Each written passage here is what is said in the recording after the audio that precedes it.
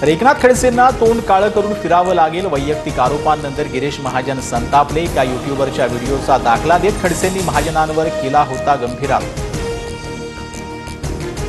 महाजनांनी उगाच माझ्या नावानं आदळआपट करण्याची गरज नाही, तो आरोप पत्रकार अनिल थत्तेंनी केला होता। त्यांच्यावर कारवाई करा, एकनाथ खडसेंचा पलटवार।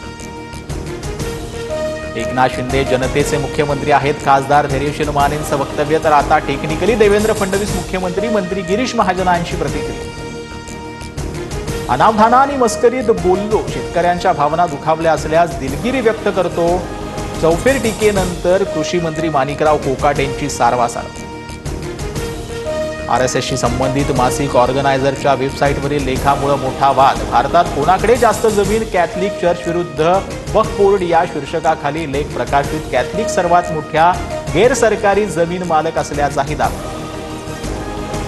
भाजपा वक्फ बोर्डाच्या जमिनी घेणार आणि त्यांच्या मित्रांना देणार, त्यानंतर कृष्णनांकडे असलेल्या जमिनी सरकारच्या टार्गेटवर। वक्फ सुधारणा विधेयकावरून उद्धव ठाकरेंचा आरोप। सुधीर मुनगंटीवार आणि किशोर जोरगेवारांमधील धुसफूस पुन्हा चव्हाट्यावर। चंद्रपुरात भाजपा स्थापना दिनाचे दोन्ही नेत्यांकडून वेगवेगळे कार्यक्रम, यापूर्वी घेतलेल्या स्वतंत्र बैठका आणि लोकार्पण हे चर्चा। दुसरा मेळावा का घेता, अशानं आपली काँग्रेस झाली असं लोक म्हणतील। फडणवीसांच्या काकी शोभा फडणवीसांचा सुधीर मुनगंटीवारांना कान पिचके। मंगेशकर रुग्णालयानं कोणतीही अनामत रक्कम मागितली नव्हती। ईश्वरी भिसे मृत्यू प्रकरणामध्ये भाजपा खासदार मेधा कुलकर्णींचा दावा। तर भाजपा महिला आघाडीनं रुग्णालयात केलेल्या तोडफोडी विरोधातही पक्षाला पत्र। दीनानाथ मंगेशकर रुग्णालयातील गर्भवती महिला मृत्यू प्रकरण, सरकारच्या चौकशी समितीचा प्राथमिक अहवाल आज येणार। आरोग्य उपसंचालक डॉक्टर राधाकिशन पवार पुणे पोलीस आयुक्त कार्यालयात अहवाल सादर करणार। शरद पवारांनी रुग्णालयाला दिलेली जागा मंगेशकर ट्रस्टनं संघाला बहाल केली। गोरगरिबांसाठीची वास्तूचं व्यापारीकरण झालं। पुण्याचे माजी महापौर शांतीलाल सुरतवाला यांचा धक्कादायक आरोप।